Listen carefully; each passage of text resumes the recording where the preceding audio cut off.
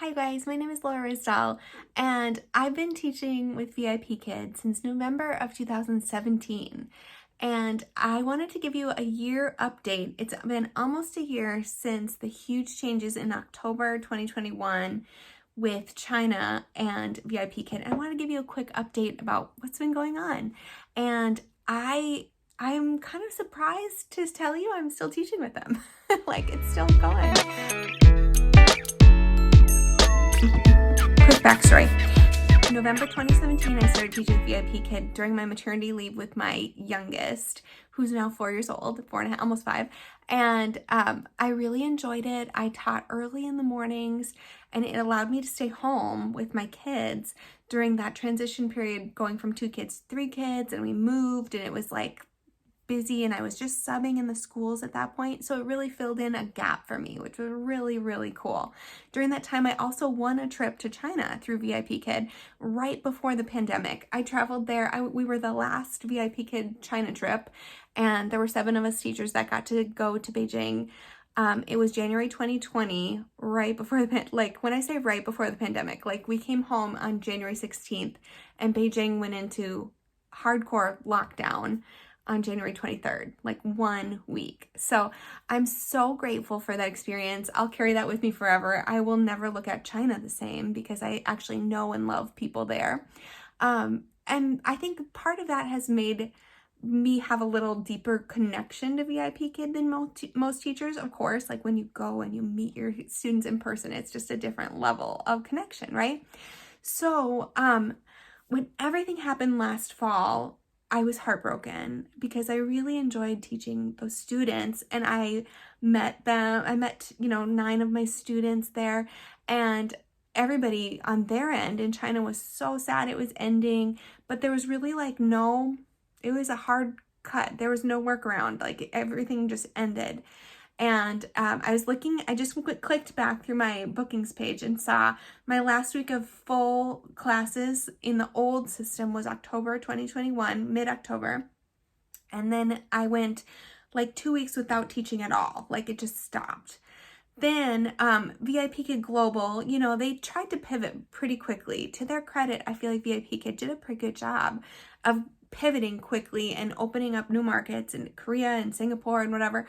But it just was never and is still not anywhere near what it used to be. So as soon as I got the invite, I connected with VIPKid Global. I signed the new contract, which was so disappointing. Side note, we have to put this whole conversation in the context of I was making pretty good money on the old system because I had raises, I had the incentive built up, I'd been with them for so long. So now with the new system, everybody gets $7 a class, and the incentives are just nothing like they used to be. Like I could never in good faith recommend that someone start with VIPKid now because the pay is just not worth it. I mean, it's $14 an hour. Like that's nothing for a licensed teacher. That's like minimum wage, right? Less than minimum wage.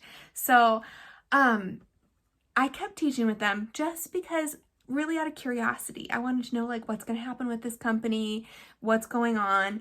And so I signed the global contract, and I did get spotty bookings, very spotty, like 1 or 2 a week. And I was only opening 2 days, like maybe 10 slots a week and getting 2 bookings. So not a sustainable income source at all. I mean, you could barely even call that a side hustle at that point, right?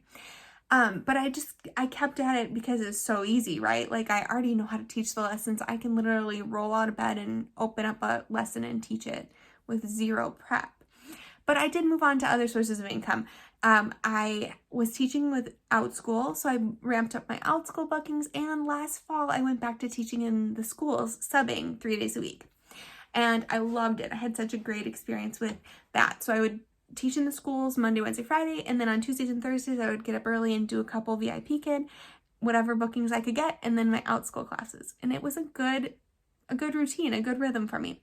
So the surprise came in March. So I just did this from November, December, January, random bookings. I mean, it was really silly. It was I shouldn't have probably kept going.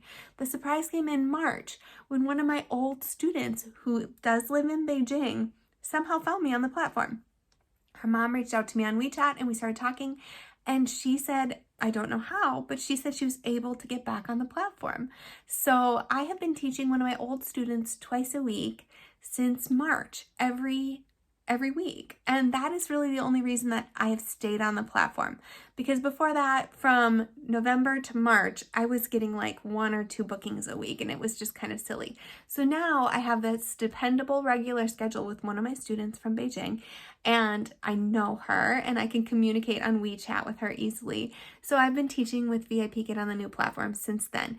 Now, I wanted to do a quick update. Okay, so the platform, basically, like my last video, the last video on YouTube I filmed was about my first class with Global, and nothing has really changed except they have made adding feedback much easier. Other than that, it's just kind of like the old platform.